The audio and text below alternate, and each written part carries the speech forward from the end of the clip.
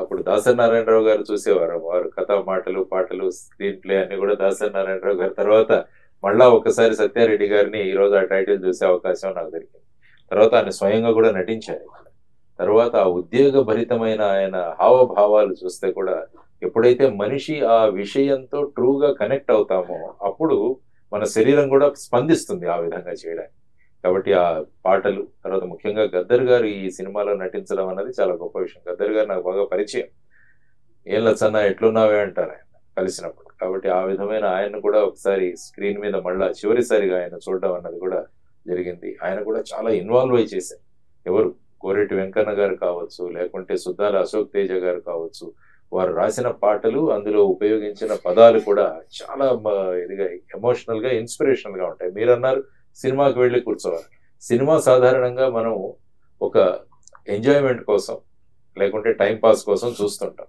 కానీ కొన్ని సినిమాలు మన సామాజిక బాధ్యతతో చూడాల్సిన అవసరం కూడా ఉంది. ఎందుకంటే ఈ సినిమాకి ఇంత ఖర్చు పెట్టి తీసిన తర్వాత ఇది ఎవరి కోసం తీస్తున్నారు? ఫైనల్ గా ఒక అభూత కల్పన కాదు, ఫ్యాంటసీ వరల్డ్ కాదు, ఇది రియాలిటీ. అందుకని ఈ మధ్య నాకు చూస్తున్నది ఏంటంటే బయోపిక్స్ కూడా బాగా జనాలు చూస్తున్నారు. రియల్ టైమ్ స్టోరీస్, బయోపిక్స్ కూడా ఈ మధ్య ఆడియన్స్ పెరిగారు. ఫ్యాంటసీలో ఉండడం కన్నా నిజమైన రియలిస్టిక్ ఇష్టపడుతున్నారు. కాబట్టి ఇది కూడా రియలిస్టిక్, ప్రజల యొక్క సమస్యలతో ముడిపడిన సినిమా. కాబట్టి నేను చెప్పినట్టు ఇది కేవలం ఎంటర్టైన్మెంట్ మాత్రమే కాదు, ఇందులో సామాజిక బాధ్యత ఉంది. సామాజిక బాధ్యతతో వీరు సినిమా తీసినప్పుడు మనం కూడా సామాజిక బాధ్యతతో స్పందించడం అన్నది మనిషి యొక్క లక్షణం.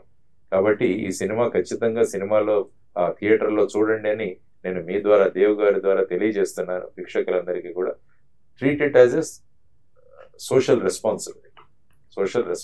ఎందుకంటే మన సమస్య, మనం ఇల్లు కట్టుకునే స్టీల్ గురించి ఉన్న సమస్య, క్వాలిటీ స్టీల్ ప్రొడ్యూస్ చేసే స్టీల్ ప్లాంట్ యొక్క సమస్య, అది స్టీల్ ప్లాంట్ సమస్య కాదు, మనందరి సమస్య. కాబట్టి ఇది ప్రైవేట్ రంగంలోకి వెళ్లకుండా ప్రభుత్వ రంగంలో ఉండాలి. దానికి కారణాలు ఏంటనేవి కూడా ఈ సినిమాలో చూపించారు. తర్వాత ఏ విధంగా ఆ సమయంలో విద్యార్థులు వాళ్ళ 32 మంది వాళ్ళ ప్రాణత్యాగాలు చేశారు. అప్పుడు చాలా మంది, తెన్నేటి విశ్వనాథం గారు కావచ్చు, గౌతు లచ్చన్న గారు కావచ్చు, వీరందరూ కూడా వాళ్ళ పదవులను వదిలేశారు. సుమారుగా 55 మంది వాళ్ళ పదవులను వదిలేసి వచ్చేసారు.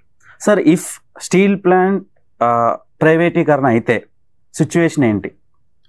అంటే ఏమవుతుందంటే ఈ ప్రైవేటీకరణ కాకూడదు అని ప్రజలు కోరుకుంటున్నారు. అన్ని రాజకీయ పక్షాలు కూడా వేదికల మీద మాట్లాడుతున్నారు, ఇంక్లూడింగ్ భారతీయ జనతా పార్టీ కూడా ఈ స్టీల్ ప్లాంట్ ప్రైవేటీకరణ అవ్వదనే చెబుతున్నారు. అది అందరూ ఆ విధంగా మాట్లాడుతున్నప్పుడు మాకు కూడా ఆనందం కలుగుతుంది. అంటే ఈ స్టీల్ ప్లాంట్ ప్రైవేటీకరణ అవ్వదులే.